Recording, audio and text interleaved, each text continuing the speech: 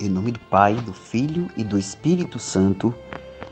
Proclamação do Evangelho de Jesus Cristo segundo São Mateus. Glória a vós, Senhor. Naquele tempo, Jesus contou outra parábola à multidão. O reino dos céus é como um homem que semeou boa semente no seu campo. Enquanto todos dormiam, veio seu inimigo, semeou joio no meio do trigo e foi embora. Quando o trigo cresceu e as espigas começaram a se formar, apareceu também o joio. Os empregados foram procurar o dono e lhe disseram: Senhor, não semeastes boa semente no teu campo? De onde veio então o joio? O dono respondeu: Foi algum inimigo que fez isso.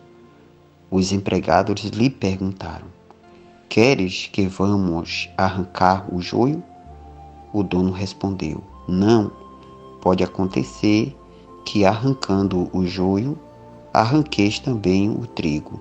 Deixai crescer um e o outro até a colheita. E no tempo da colheita, direi aos que cortaram o trigo: Arrancai primeiro o joio e amarrai-o em feixes para ser queimado. Recolhei, porém, o trigo no meu celeiro. Jesus contou-lhes outra parábola. O reino dos céus é como uma semente de mostarda que um homem pega e semeia no seu campo. Embora ela seja a menor de todas as sementes, quando cresce, fica maior do que as outras plantas e torna-se uma árvore, de modo que os pássaros vêm e fazem ninhos em seus ramos. Jesus contou-lhes ainda uma outra parábola. No reino dos céus é como o fermento que uma mulher pega e mistura com 3 porções de farinha até que tudo fique fermentado.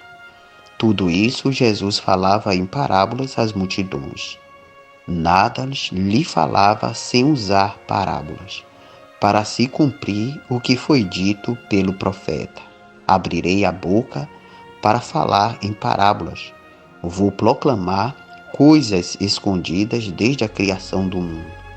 Então Jesus deixou as multidões e foi para casa. Seus discípulos aproximaram-se dele e disseram: Explica-nos a parábola do joio. Jesus respondeu: Aquele que semeia a boa semente é o Filho do Homem. O campo é o mundo. A boa semente são os que pertencem ao reino. O joio são os que pertencem ao maligno. O inimigo que semeou o joio é o diabo. A colheita é o fim dos tempos. Os ceifeiros são os anjos. Como o joio é recolhido e queimado ao fogo, assim também acontecerá no fim dos tempos. O Filho do Homem enviará os seus anjos e eles retirarão do seu reino todos os que forem outros pecar, que fazem os outros pecar, e o que pratica o mal. E depois o lançarão na fornalha de fogo. Ali haverá choro e ranger de dentes. Então os justos brilharão como a luz no reino de seu Pai. Quem tem ouvidos, ouça. Palavra da salvação. Glória a vós, Senhor. Bênção e paz, irmão e irmã. Luz e força da parte de Deus Pai. Cada dia pomos à prova a paciência de Deus com nossos pecados e nossas infidelidades. Pelo memorial do amor de Cristo, Ele continua a ter misericórdia e confiança de que o joio não sufocará a boa semente por Ele lançada no mundo. E podemos dizer claramente ao nosso coração que o reino precedente já previa uma igreja em que nem todos seriam bons discípulos. Esta realidade é posta bem em evidência pela parábola do joio e pela sua explicação.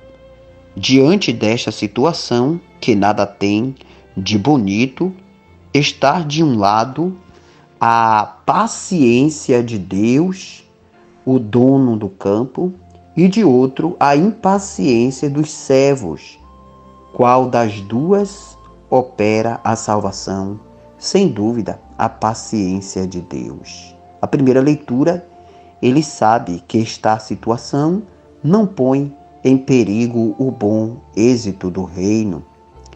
Basta, num momento, que o discípulo procure ser bom fermento, só haverá perfeição quando se completar o reino na terra. Assim, Jesus condena todo extremismo.